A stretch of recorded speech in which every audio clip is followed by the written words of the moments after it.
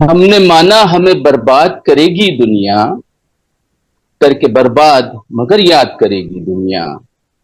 आज तो अपनी करामात पे इतराती है, कल मगर आप ही फरियाद करेगी दुनिया। मुअज़्ज़िज़ सामीन, हाज़रीन व नाज़रीन, अस्सलाम वालेकुम। वालेकुम अस्सलाम। ये अशार शहर नागपुर की अदबी फजा के मोहसिन अदब मरहूम डॉक्टर मंशा रहमान मंशा साहब के हैं। आज उनकी पैदाइश के 101वें यौम के मौके पर याद मंशा आलमी ऑनलाइन मुशायरा मुनक़िद किया जा रहा है, जिसका एहतमाम मुश्तरका तौर पर बज़्म अरबाब सुखन शिकागो अमरीका, Qaumi Ekta education and welfare society Nagpur और हम शायर व अदीब इंटरनेशनल कराची पाकिस्तान ने किया है। मैं इन इदारों की जानिब से तमाम शोरा और शायरात और शुरकाए महफिल का दिली खैर मकदम करता हूँ। डॉक्टर मंशा साहब अपने अहद में उर्दू अदब की एक निहायत मोतबर शख्सियत माने जाते थे। आपने अपनी जिंदगी दर्स व तदरीस और अदब की खिदमत के लिए वक्त कर दी। बिलखुसूस गजल गोई में आपको एक मुनफरिद और बुलंद मकाम हासिल था। आपका लहजा निहायत सादा और रवां था, मगर फिक्र की गहराई और जज्बात की शिद्दत बेमिसाल। खामोश रहे तो रिकॉर्डिंग अच्छी जाएगी। बाकी लोग माइक बंद कर लें। आपके कलाम में तगज़्ज़ुल की वो कैफियत मिलती है जो कारी और सामे दोनों के दिल पर असर डालती है। मंशा साहब की निजी जिंदगी भी आपके कलाम की तरह खुशबू से भरी हुई थी। निहायत सादा मिजाज, खुश गुफ्तार और जिंदा दिल इंसान थे। तंज का जवाब भी तबस्सुम से देना और सख्ती को नरमी में बदल देना आपकी शख्सियत की पहचान है। इसलिए हर महफिल में इज्जत और मोहब्बत के हकदार ठहर थे। इसी पहलू को सामने रखकर मैंने अपने दिल की बात इन चंद मिसरों में ढालने की जसारत की है। यासो हिरमान से अनजान थे मंशा साहब, खुश कलामी के दबिस्तान थे मंशा साहब।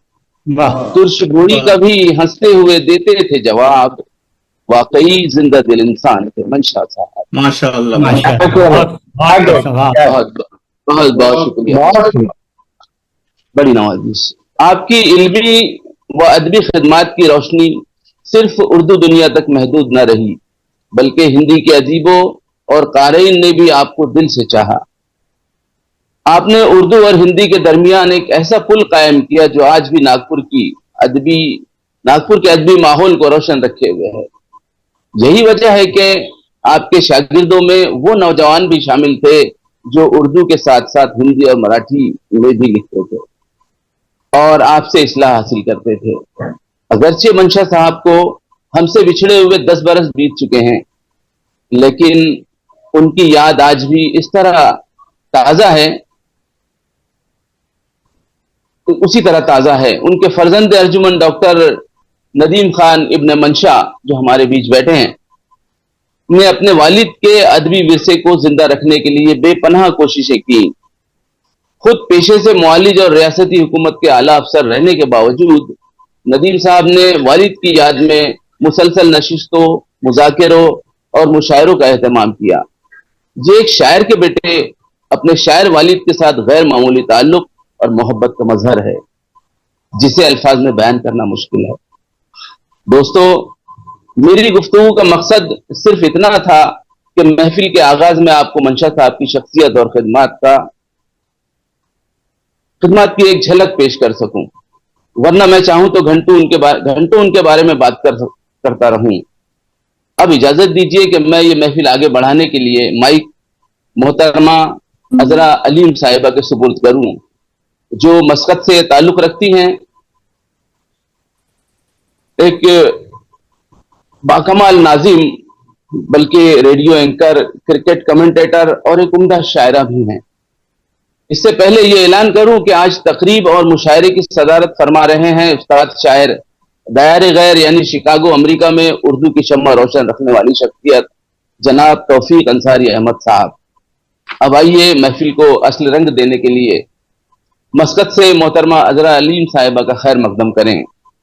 गुलों में रंग भरे बाद नौ बहार चले, चले भी आओ गुलशन का कारोबार चले। वाह वाह मोहतरमा अजरा अलीम साहिबा आप आइए संभालें भाई। तशरीफ लाइए।